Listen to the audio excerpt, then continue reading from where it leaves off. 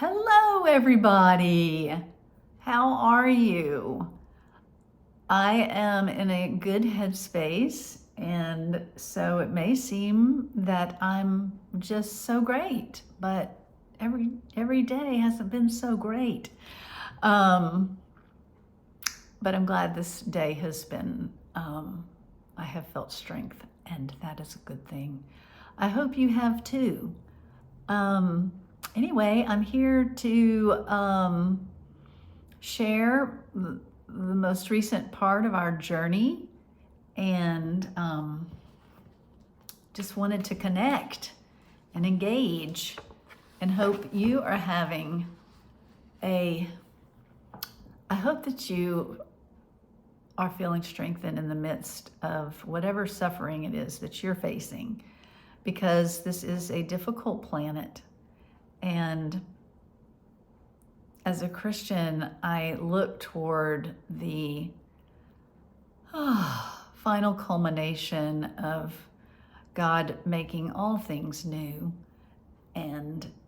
But for now, we're not living the American dream. The American dream isn't real. Yes, we can have joy and have many dreams fulfilled, but okay, but suffering is normal, okay? Hey, I went and got my hair cut and she straightened it out because it's losing some of its curl. It straightened out real easily. And she said, wow, you've experienced everything from A to Z with this hair since I had chemo and lost it. Remember the tiny, tiny curls? So anyway, I think I can still make it curly, wet it and make it curly again. That's how I feel. That's my identity, is curly hair.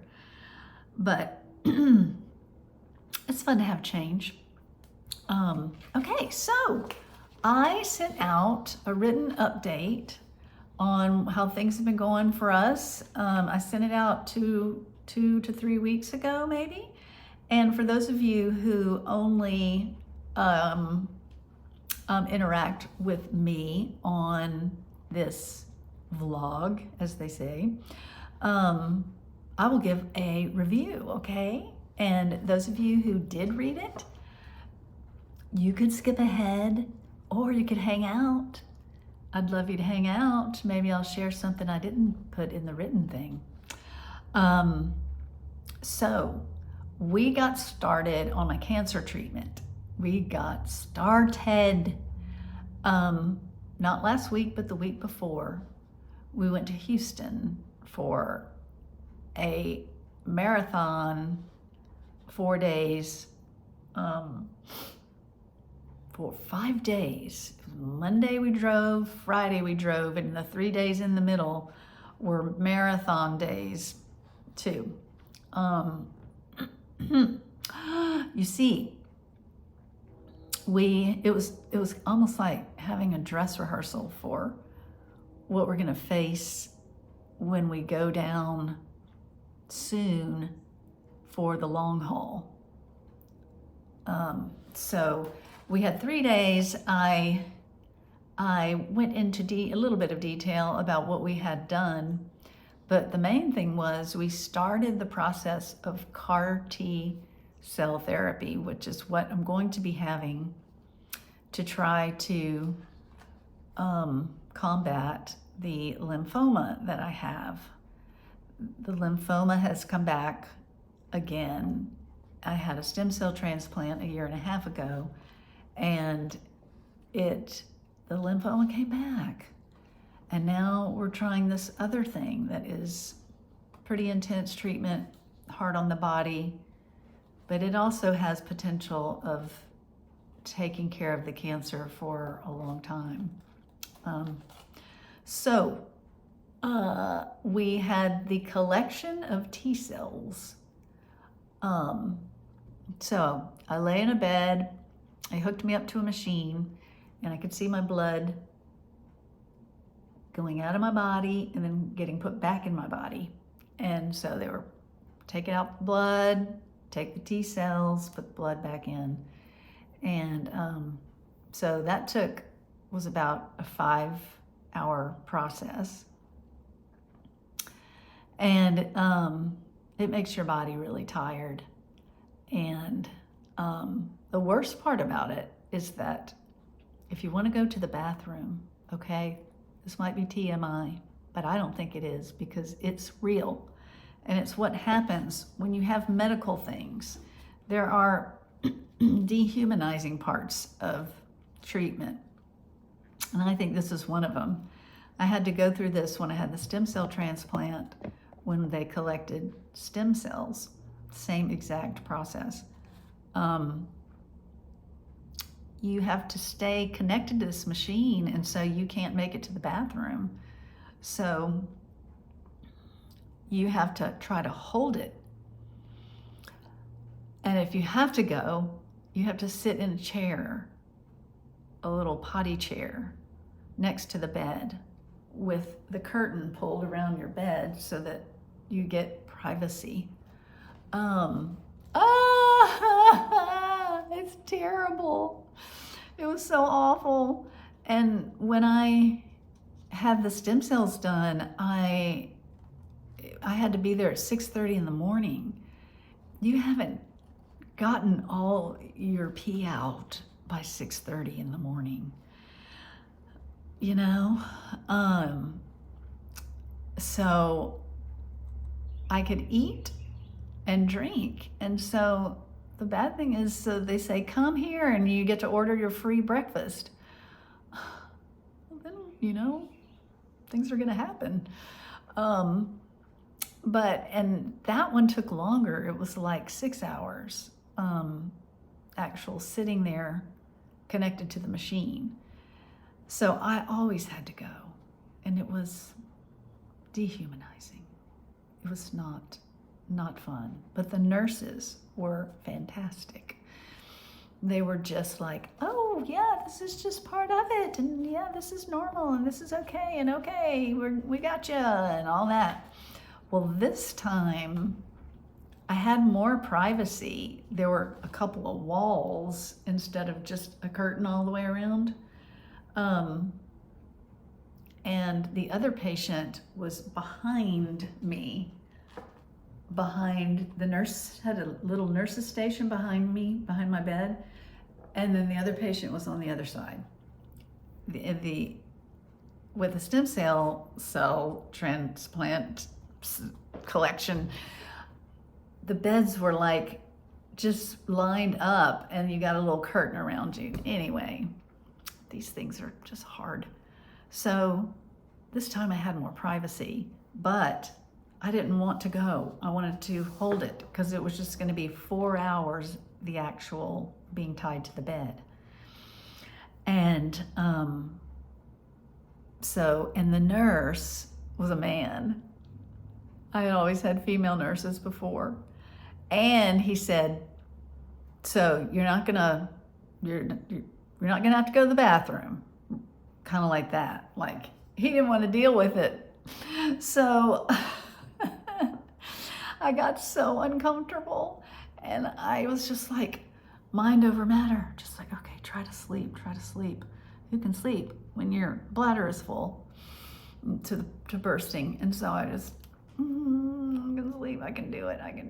And I didn't want to look at the clock. And finally, I asked him, how much longer? And he said, 20 minutes. Can you make it? I said, yes, I can make it. So I made it. So that was one nice thing.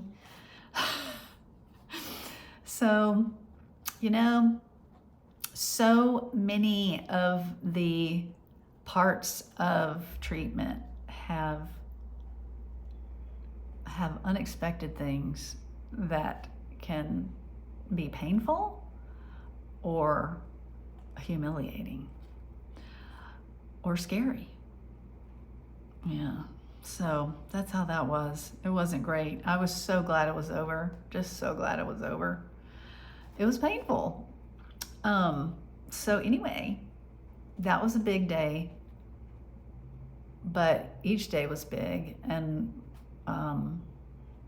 one of the days I had some treatment to actually try to knock down the cancer that I have right now. The T cells are going to try to really take care of it, but they wanted to knock it back so the T cells wouldn't have such a big job to do. Because the more job there is for the T cells to do, the more difficult it is on your body and you have more side effects.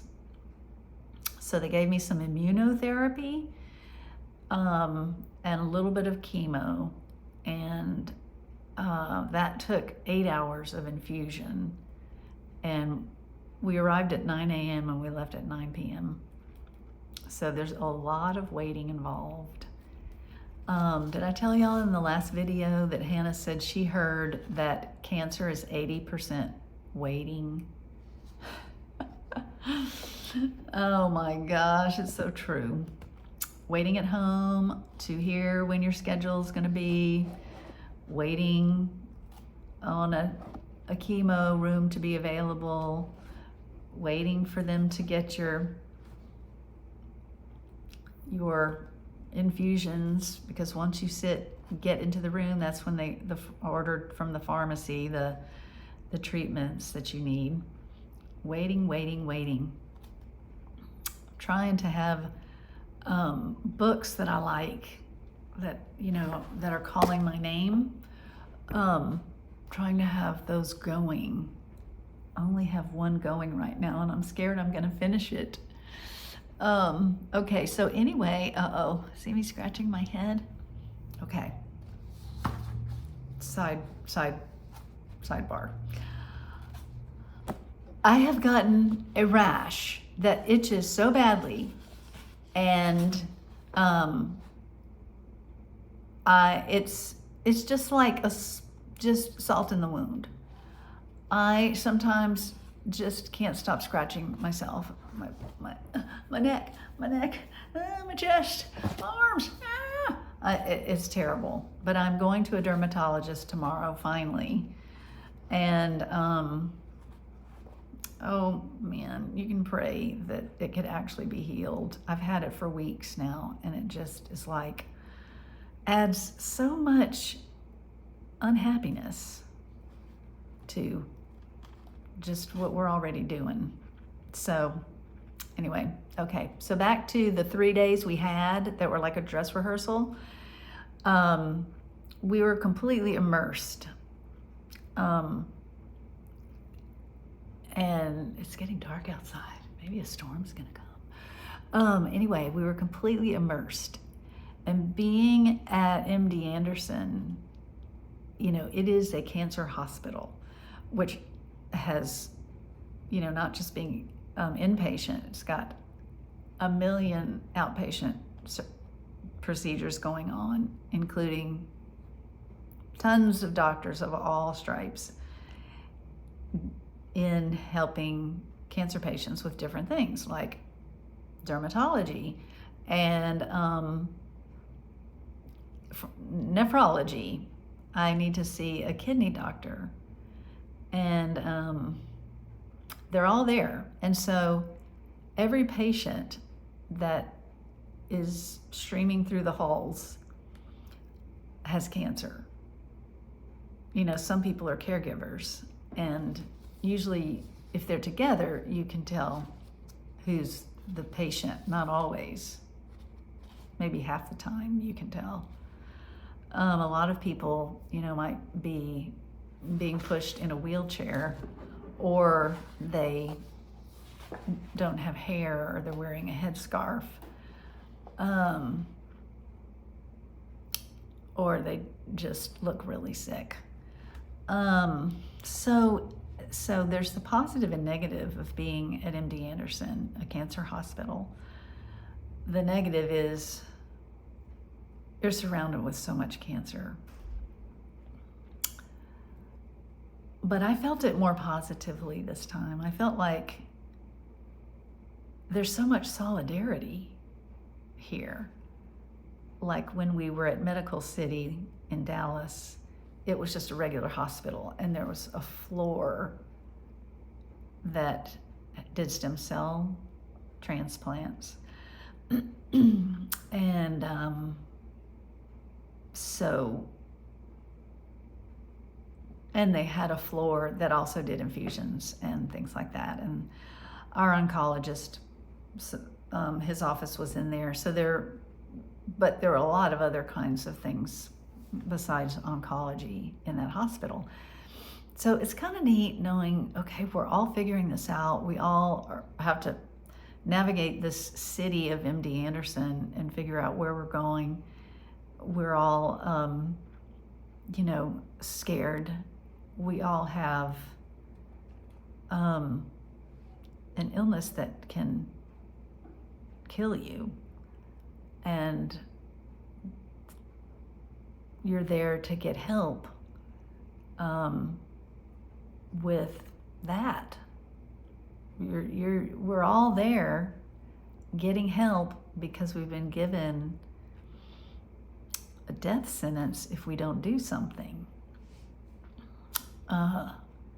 So it's kind of, so far I'm surprised that I felt the solidarity because, I think I mentioned recently that when I had to go to my local oncology clinic here recently, I just wanted to close my eyes to everybody around me. I just didn't want to be, I wanted to be living a normal life, and I didn't want to be reminded that I have cancer. And I had just gone there to do a port flush, which is just, has nothing to do with, I do happen to have cancer, but you can go there between cancers and just get a port flush. I've done that a lot of times. And I was trying to pretend I didn't have cancer, and I didn't want to look around and see everybody with cancer. And that was hard, and I don't like being like that because I want to be open to the human beings around me. But now that we are on the verge of serious treatment, it's good to be surrounded by so many experts and by others who get it, who understand what it is to be going through it. So it's really weird though. It is it's a total immersion, like being on a different planet. You're definitely, you feel you are living a medical life when you're there. But it was neat because we would leave and we'd go, well, the first night, a friend was in town at a conference and he took us out to dinner, and it was so life-giving. It was so normal. We went to this really lovely restaurant and where we sat for a long time and talked, and it felt really normal. And that is a real gift in the middle of those days. But we also were so exhausted. On 2 of the days, we just went across the street from where we were staying to a Luby's cafeteria. And I'm such a snooty head about Luby's cafeterias. We'll see them when we're driving around, and Craig will joke, "Oh, you want to go to Luby's?" We used to always go there when our kids were babies and little ones, because you could get food that they could eat. I don't know. We would go there with our parents and our toddlers. So I haven't been in decades, but it was thank you, Luby's. I was so happy to have food that one day we just couldn't find any food, and Luby's was right across the street, so we said, let's just go to Luby's. And they had booths, and we could sit in a booth, and we got to have vegetables. They had vegetables, and it was great. It was just great. And one day we took a walk a few blocks and went to a Mediterranean place, and got a gyro. I just heard a pow. Sometimes we have what sounds like gunshots around here. It's probably not.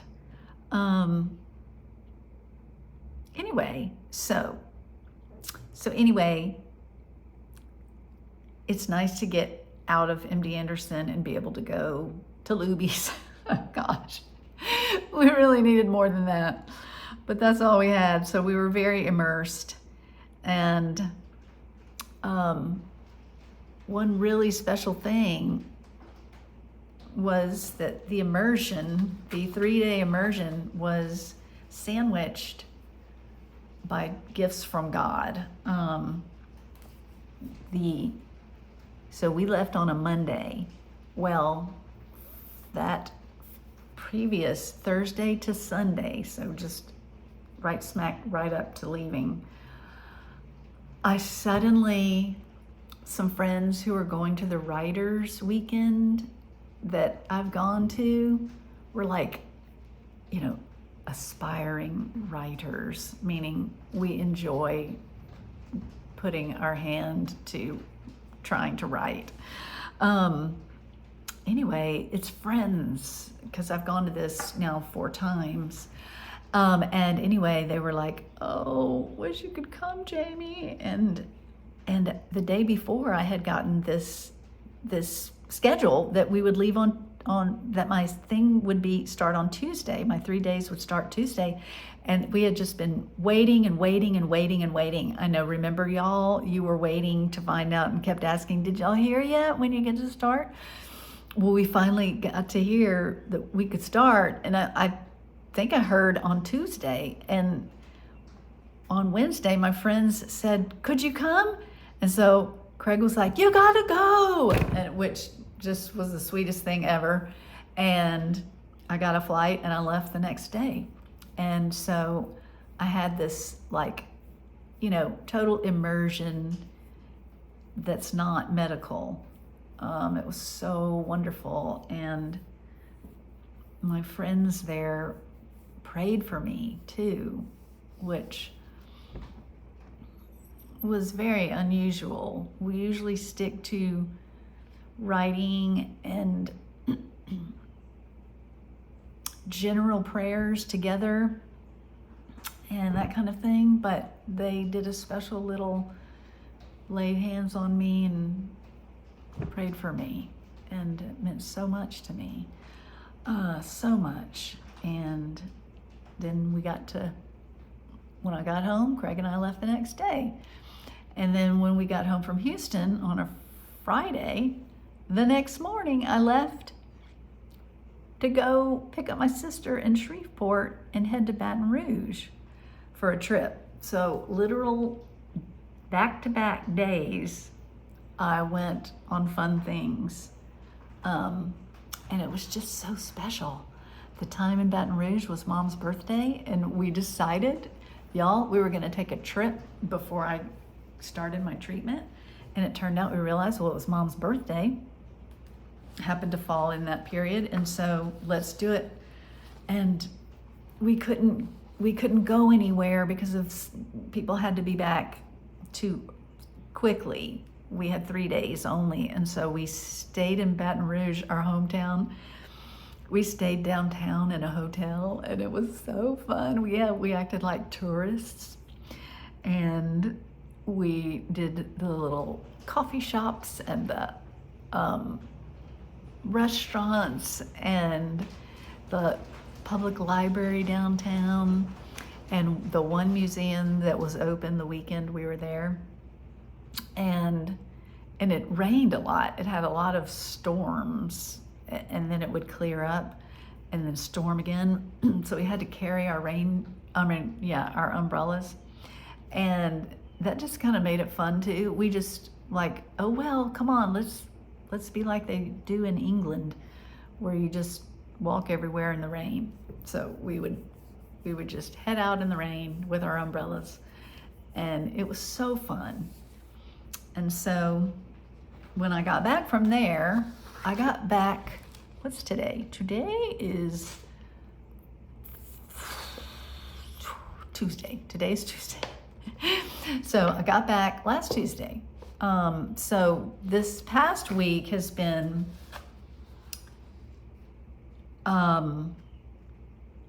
waiting on God again. So but it didn't feel like waiting at all, because I got back Tuesday, and on Wednesday I heard from my CAR-T coordinator.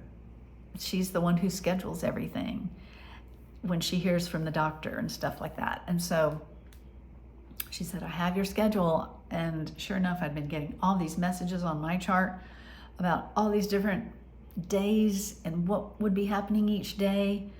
And so they knew that the T cells would be back and they could go ahead and schedule these things. Now, so far so good. We haven't heard anything back from the T cells. Hopefully and prayerfully, Lord willing, they are cooperating and I won't have to redo the collection part. We haven't heard anything, so that's good. But here's what is, so Wednesday we got the schedule, okay? Like, here's your life. The life you've been waiting to hear about, here it is. And man, we got on it. And we got Hannah and Sarah scheduled to come to be with us in the hospital when we were going to be in the hospital. And Sarah got her tickets, and we said, well, make sure and get changeable tickets in case things change. But anyway, it was terrible. On Thursday, I did some more scheduling. I had to get this biopsy on a kidney. That's kind of another sidebar, but long story short, scheduling that biopsy made everything change. And so I didn't know it was all being changed on Friday until 10 minutes till 5. I get a phone call by the lady who offers help with food and travel and lodging. And she said, oh, I saw that all of your starting CAR-T has been delayed a week. And y'all, I don't know what happened. I do know what happened. I got triggered. It just, like, all the past delays that happened with the stem cell transplant just came haunting me. And, I said, I need to hang up and try to reach the office before they close so I can find out what's going on.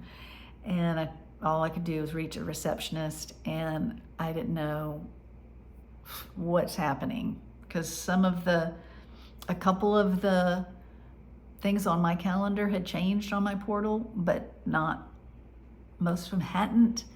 And I didn't know what, and they had tried to schedule it where we would only go down one time instead of having to travel back and forth. But this had us traveling down and for the kidney biopsy and then coming back and then back down. And anyway, mainly I just hung up with the receptionist and just broke down and just like, God, not again.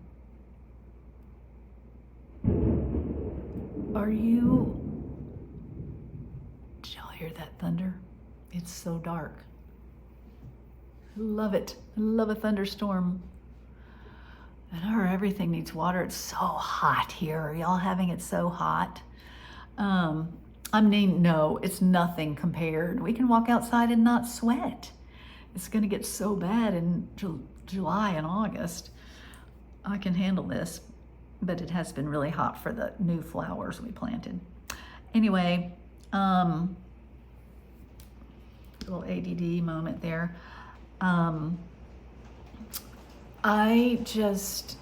It was a really important time of prayer with God. Craig was tied up with people and meetings, and so that was good. I didn't get to call him and talk because I talked to God. And I realized, the plan had all been kind of falling into place. And I had just begun to cling to that plan, and like, things have to go well. Maybe they'll go well. Maybe things will go well this time. Like, maybe the hospital won't be too bad. And even though there's these scary potentials, like side effects that are worse than the stem cell transplant, they're scary symptoms. And I'd been scared, but then I thought, I had been feeling like, maybe it's gonna be better. Maybe it's just, God is going to sustain us in a different way this time. Maybe he's going to keep us feeling buoyed. And one of the things that was so challenging mentally was the delays, especially when we had already moved to Dallas and we would just be sitting in that Airbnb and we had no life. And we couldn't make a life either because I was quarantined. And that took such a toll mentally.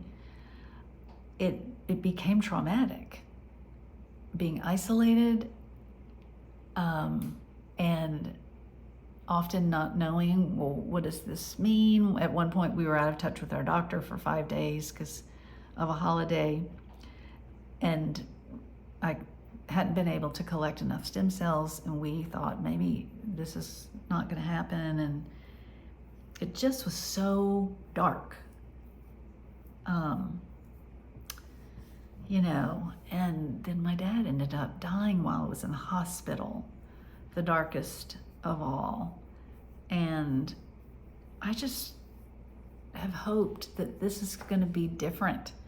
And when just that one thing, that lady calling and saying, oh, your plan has been moved back a week, I just thought, oh no, I can't do it. I can't do it. Lord, what are you doing? Are you going to challenge me again? Are you going to challenge me? Are you going to sustain me by a thread?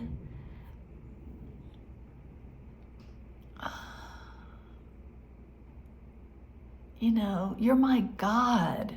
You're God. There's supposed to be some benefit to you being God. You hear our cries and you can do things. Won't you do things? I couldn't tell you were doing things last time. Oh, itchy. But mostly because I was in a very hard place with God because of scleroderma. Scleroderma 8 months before getting diagnosed again with lymphoma had left me just with a wall up between me and God. And so it was so difficult. He kept notes coming our way, notes through a certain kind of bird, or a text from a friend, or a card from a friend, or a phone call, or the monarch butterflies that ended up migrating over the house. But I didn't feel him because I was in that walled up place. So it's like I got scared I was going to get walled up again. So anyway, God, I felt like he was there talking to me and listening, and it wasn't a real clear back and forth, but it was an engaged back and forth. I knew he was listening, and I was hearing strength, so to speak. I could feel that he was with me. And I just kind of felt like over the weekend, so we had to wait a weekend to figure out, well, what is going on with our schedule. And I just kind of submitted over the weekend and felt surrendered and like, I can trust you, Lord. And I know he was giving me scriptures during those few days. I don't remember what they were. But this morning, he gave me one, and it's been similar, you know.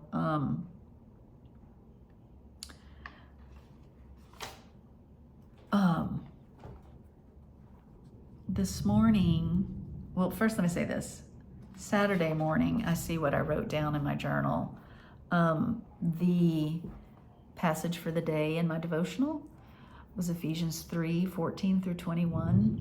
And it's this incredible prayer that Paul prays for the Ephesians and for every family on earth. And the things he prays for us, and I know that those things are the heart of God toward his people. But language like this, according to the riches of your glory, God, and that we would all be strengthened in our inner being with power through the Spirit, that Christ may dwell in your hearts through faith. And that's just what I need. I need faith, and I need Christ to dwell in my heart. He does, but would he dwell afresh? And that we would be rooted and grounded in love. So rooted and grounded in God's love and in love for one another, like wanting to love others around us. Let's see, that would be Monday.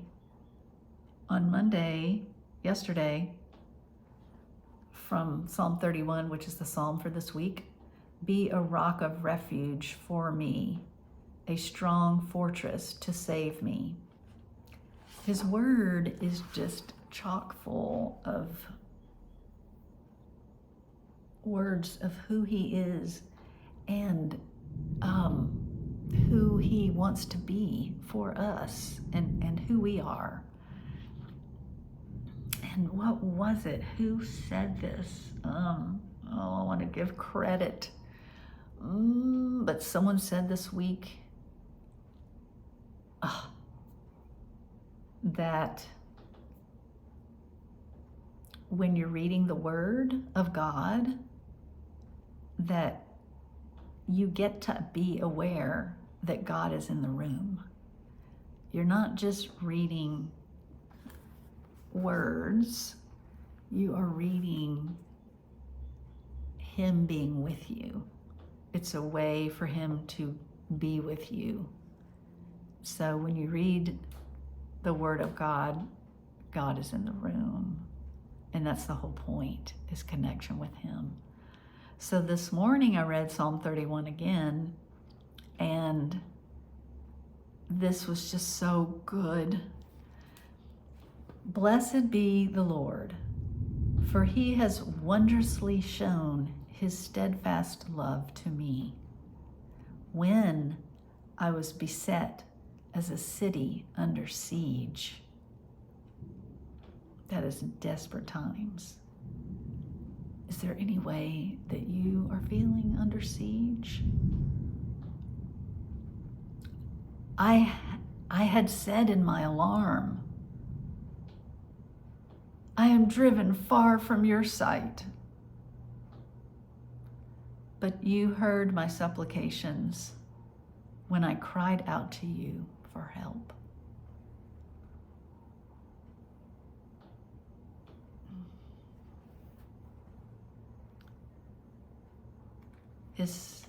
He has wondrously shown his steadfast love to me when I was beset as a city under siege.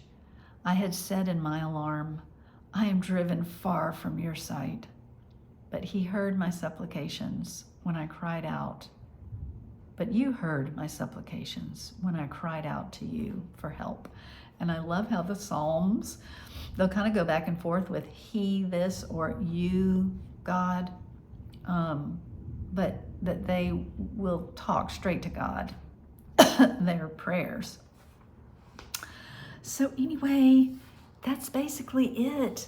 I can really quickly tell you my schedule as it is now, but I hold it loosely.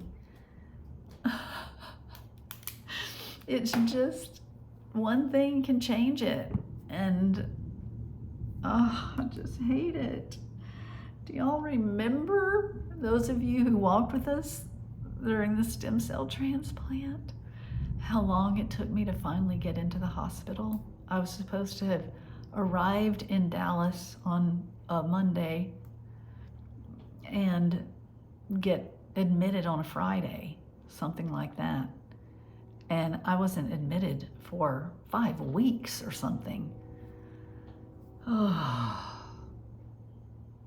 So the getting admitted just means, okay, now we're finally doing the main thing. All the other stuff is just preliminaries. So I had to get a danged kidney biopsy that delayed everything a week. And my oncologist didn't order it until when I was there last week. He had a chance to, at least at one other visit, and he didn't seem like he was worried about my kidneys. My kidneys, y'all, are having some issues, and it's not fun. It's like, doggone. It's either from chemo or from lymphoma or from scleroderma. My kidney numbers are not great. And I just want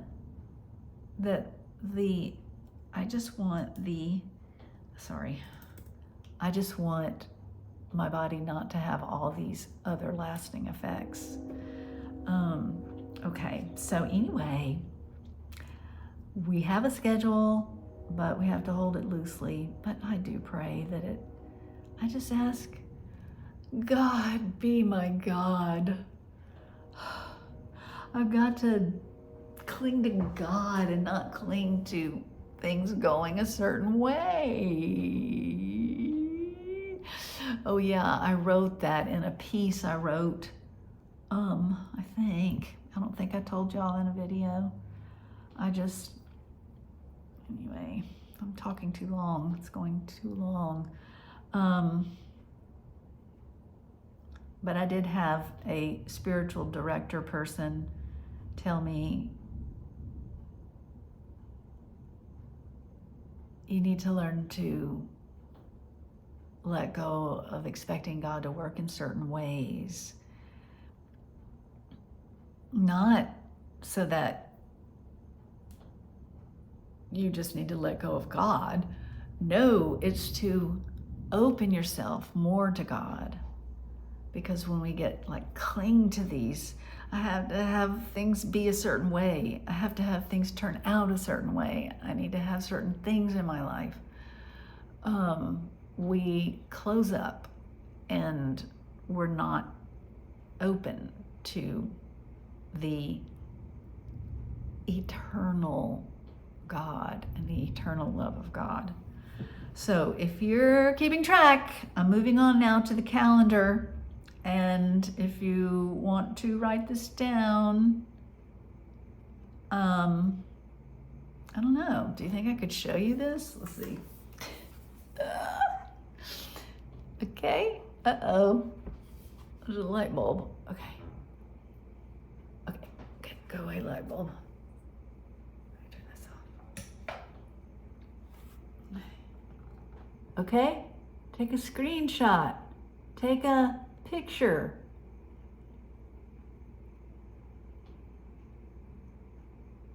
Okay. So basically we go down next week and we have my kidney biopsy and we come back for less than a week, and then we go down for a week of preliminaries, and from July 9th to the 14th, and then I get admitted to the hospital on the 15th if all goes as is, which would be amazing.